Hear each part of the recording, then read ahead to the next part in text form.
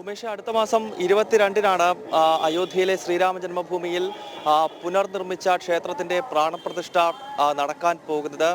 ഞാനിപ്പോൾ നിൽക്കുന്നത് ഹനുമാൻഗഡി ക്ഷേത്രത്തിന്റെ ഒരു വശത്തായാണ്. നമുക്ക് ദൃശ്യങ്ങളിൽ കാണാൻ സാധിക്കും.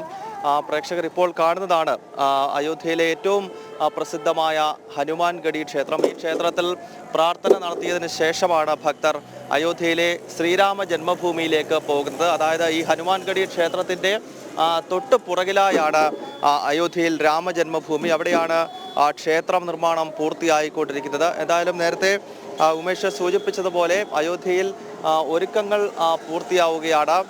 22-ാം തീയതി പ്രാണപ്രതിഷ്ഠയ്ക്ക് മുമ്പ് തന്നെ വികസന പ്രവർത്തനങ്ങളുടെ ആദ്യഘട്ടം പൂർത്തിയാകും. പുതിയ റെയിൽവേ സ്റ്റേഷൻ, അതോടൊപ്പം തന്നെ വിമാനത്താവളം, ഇവയെല്ലാം ഇനി നാടിന് സമർപ്പിക്കുവാനുള്ള ചടങ്ങാണ് ആദ്യഘട്ടത്തിൽ നടക്കുന്നത്.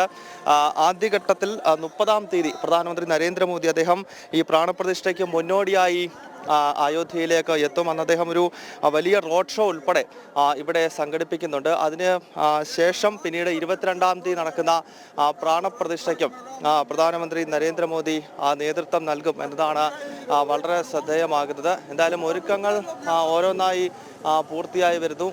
राम मंदिर अभी 22 तारीख को 22 जनवरी को उद्घाटन होगा। मंदिर का प्राण प्रतिष्ठा। विकास हो रहा है अयोध्या पे? हाँ? विकास हो रहा है अयोध्या? बहुत हो रहा है, तेजी से हो रहा है। 24 आवर्स हो रहा है कार्य। योगी जी आने के बाद क्या क्या बदल रहा है अयोध्या पे? बहुत कुछ बदल रही है अयोध्या की। हर दिन प्रोग्रेस में कुछ ना कुछ नया हो ही रहा है। नया रेलवे स्टेशन आया, नया एयरपोर्ट आया, जी बहुत कुछ आ रहा है अभी नया नया। पूरा अयोध्या खुश है? हाँ, पूरा भारत खुश है।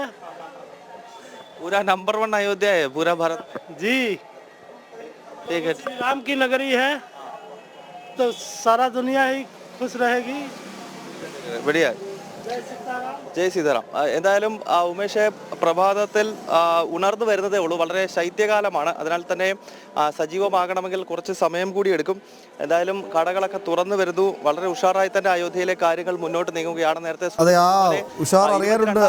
അയോധ്യയിൽ നേരത്തെയൊക്കെ പോകുമ്പോൾ കാണുന്ന കാഴ്ചകളല്ല അയോധ്യയിൽ ഇപ്പോൾ കാണുന്നത്. മാത്രമല്ല ആളുകളുടെയൊക്കെ പ്രതികരണം കേൾക്കുമ്പോൾ തന്നെ അറിയാം എത്രത്തോളം അയോധ്യ മാറിയിട്ടുണ്ടെന്ന്.